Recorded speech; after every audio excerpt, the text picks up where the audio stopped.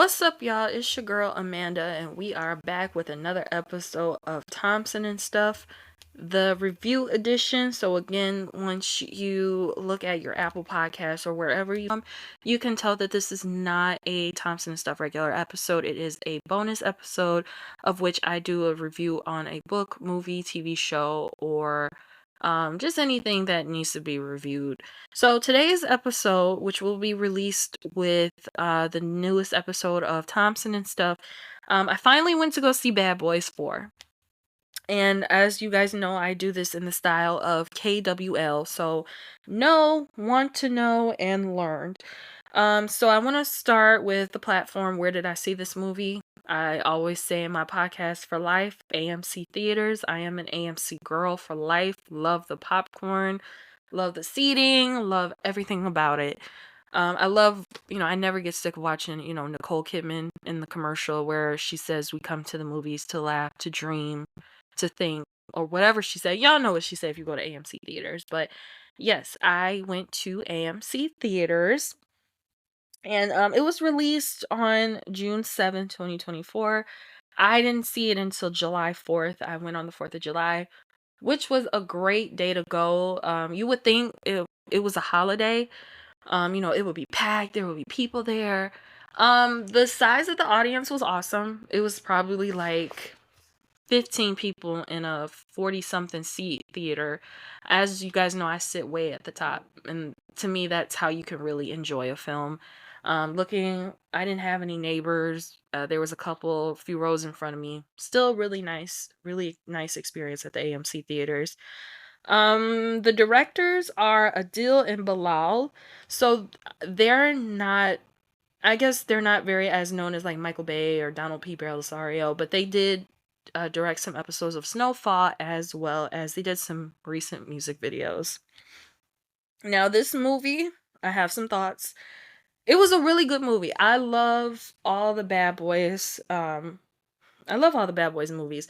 And if you guys ever hear me say like I didn't like the first Bad Boys movie, I was wrong because I was basically going off clips of what I've seen. I never had a chance to sit and see like the whole Bad Boys movie till like a couple weeks before Bad Boys Ride or Die came out. And I it's safe to say I laughed. I laughed so hard at the movie. It was funny parts, some quotables in there. So I can now say I love all the Bad Boys movies. I would watch all of them again and again and again if I could. Um, I was not let down with Martin Lawrence and Will Smith chemistry.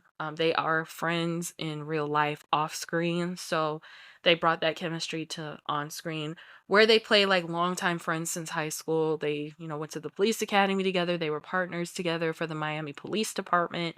So they brought that chemistry on screen and off screen. Of course, they still have it off screen if you watch like those promo interviews with like GQ. They did a really cool interview with Carmelo Anthony and Mero for their podcast 7 p.m. in Brooklyn, which I did listen to. So I just love the chemistry is still there. I have seen all the Bad Boys movies except one in theaters. Bad Boys 1 came out in like 95. I was a baby. So who the hell would take a baby to a movie theater to see something like that and expect them to remember? So that's why I didn't see 1 all the way until like years later. Bad Boys 2 I did see in theaters in 2003. I remember Shake Your Tail Feather was one of the biggest songs, and it had Diddy involved. I did see Bad Boys 3 in theaters, but then 2 weeks later, the pandemic hit, and I had to watch Bad Boys 3 on Hulu as well because I don't remember it because the pandemic hit so close. Me and my best friend, we went to the movies to see it. 2 weeks later, we couldn't see each other for like a year because COVID, and then movie theaters shut down and all that stuff. So I had to like kind of get a refresher on what happened because some of the storylines in Bad Boys 3 it kind of carried on over to 4, if you will. So yeah. And of course, my love for the AMC theaters. Love the AMC theaters. So let's start with K. 1. The first thing I knew was that Captain Howard was killed. Captain Howard has grown to become one of my favorite characters because the way he lashed out at Marcus and Mike, it was just so funny. The first one, I think his first scene was a quotable was, you want to be like Mike. Yeah, you're going to be retired like him too. The second one was when he was having the woosah and all that stuff, and he was rubbing his ears, and it was just hilarious.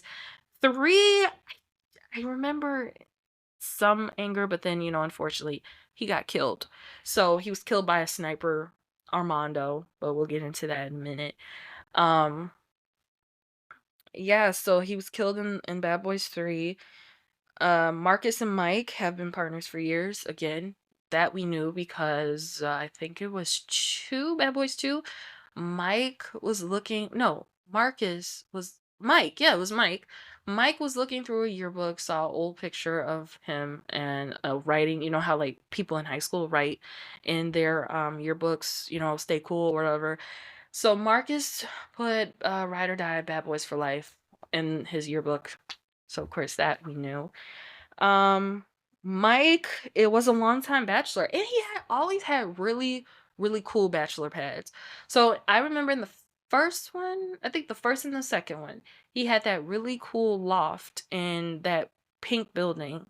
And then in 3, he had like an apartment, like a condo in the sky. And then in 4, he has a mansion. And I don't know how the hell he can afford that on an MPD but or salary. But well, then his wife was a therapist, so I guess that has something to do with it. Um Reggie married Marcus's daughter, so their wedding was featured in 3. That I know for sure. But they had a baby first. So I remember that.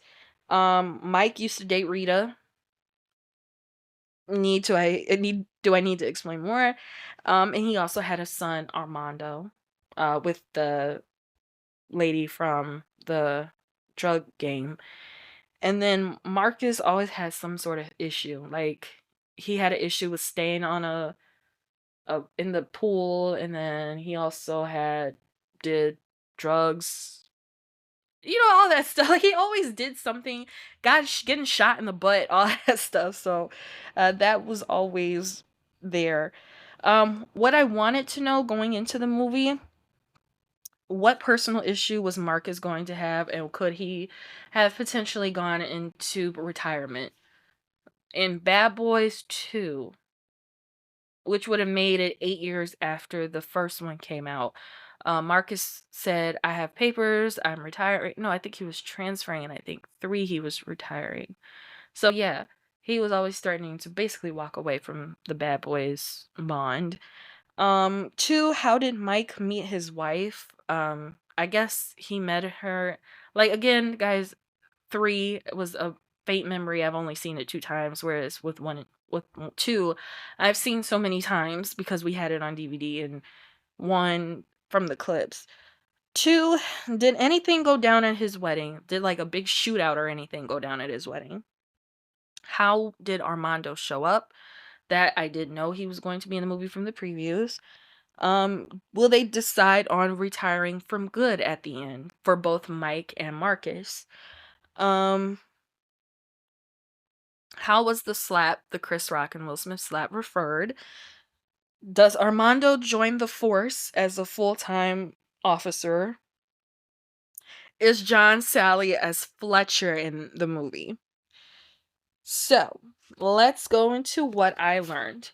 1, Captain Howard made a video, which basically and went to the conclusion that he was framed. That is what the movie was, based around him being framed and them finding out who was in charge of all of this. He has a daughter and a granddaughter. Now, in 1, 2, and 3, there was no mentions of a wife and family until 4, which I think is weird, or they probably did and I didn't pay attention, but still weird that we do see some sort of like home life for um Captain Howard. Christine was Mike's physical therapist. That's the question of how did they meet and how did they get married. The wedding scene was awesome until Marcus had his heart attack. It was a really, really nice wedding. Speeches, the decoration of it was really nice. I loved how they had dance scenes, and um Reggie and his wife, which are Marcus's children, basically was there. They did switch out Teresa Randall for Tasha Smith. I think that's it's an okay switch. I mean, Teresa Randall was beautiful in the movie, but Tasha Smith is a beautiful woman, but she is also more vocal. She had more vocal roles. Teresa Randall didn't have a lot of speaking lines in the movies 1, 2, and 3, but Tasha, they did a really good job with her character.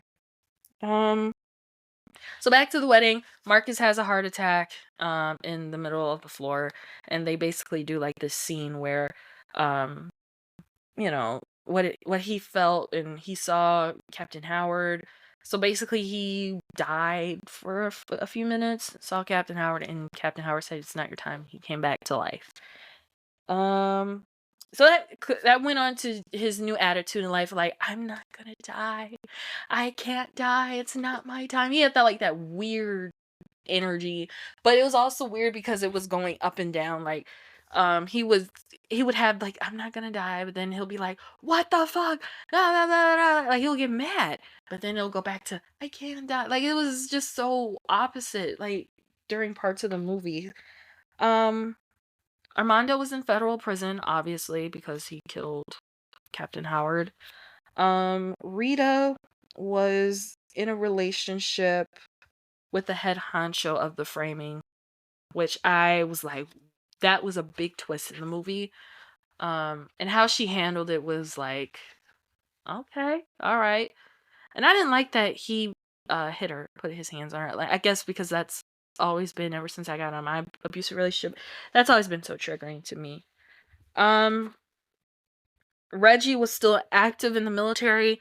So when I saw 3 the first time, I was so shocked to see Reggie, because when we met Reggie the first time, which was in 2, when he was going out with Marcus's daughter, we all know the infamous scene with Marcus and Mike, and then move, nigga, get out the way, all that stuff. That scene. So we always thought, okay, it's a teenager going on a date with another teenager. They're not gonna be together for years from now, whatever. It's always been like that. Movies are in real life. But nope, Reggie came in the next movie, Bad Boys 3, when Marcus's daughter had the baby, and he was there. So then he came back to 4, and he was still in the military, saying he just got back from Yemen. So good for him. The killing scene was shocked. Like, I was shocked, even though like I was around people who talked about the killing scene in the house. I was thinking like maybe he was like talking about killing people. I don't know, but the scene where he killed those people when they were intruding in the Barnett household blew my mind. And whoever tried to ruin the movie for me, you did not do a good job with it, because mind blown when I saw that scene. Um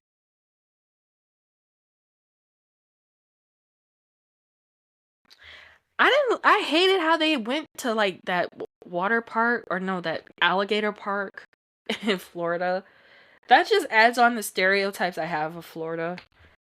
I don't know, but it was still an intense scene. They got it done in that scene. I just hate that I just had to go to like a Gatorland, really. Um Armando was told to disappear again. So I guess now we won't really see a relationship between Mike and Armando.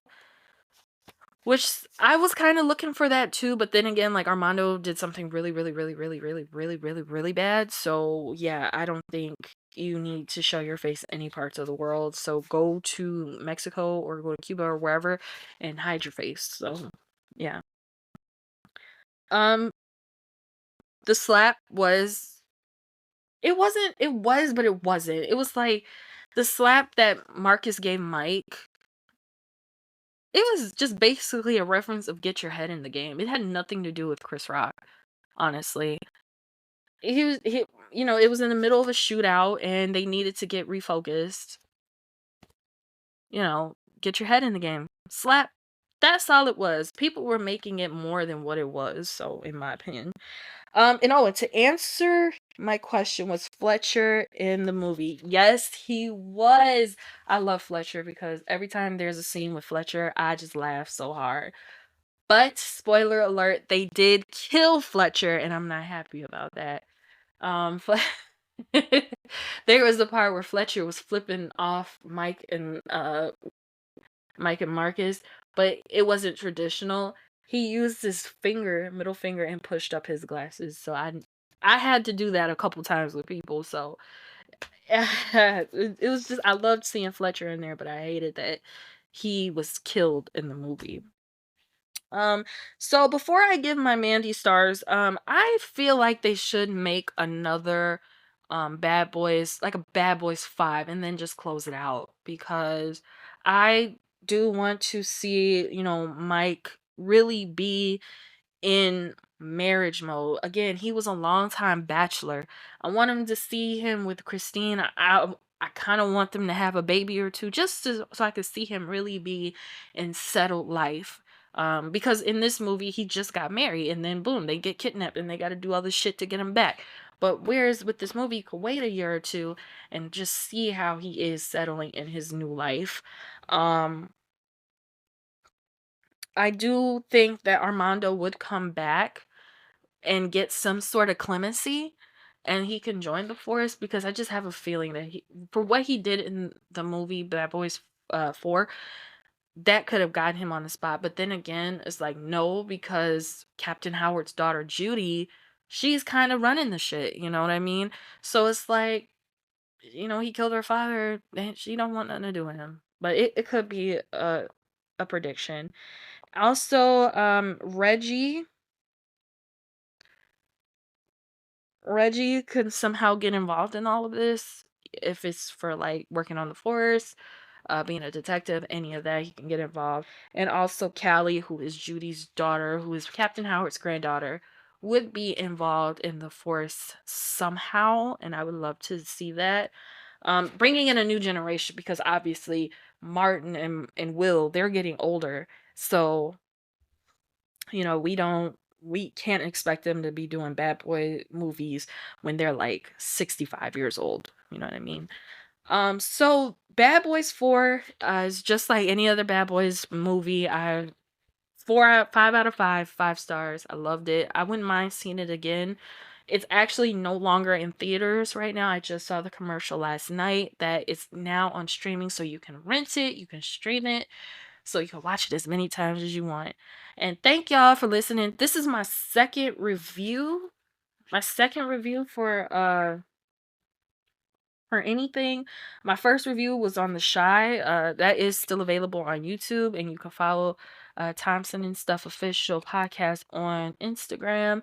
And again, I thank y'all for listening. Thank y'all for all the support. I don't know if I thanked y'all in the podcast episode today, but thank y'all for all the support. I gotta go because Sunday is a reset day, so I'll talk to y'all later. Peace.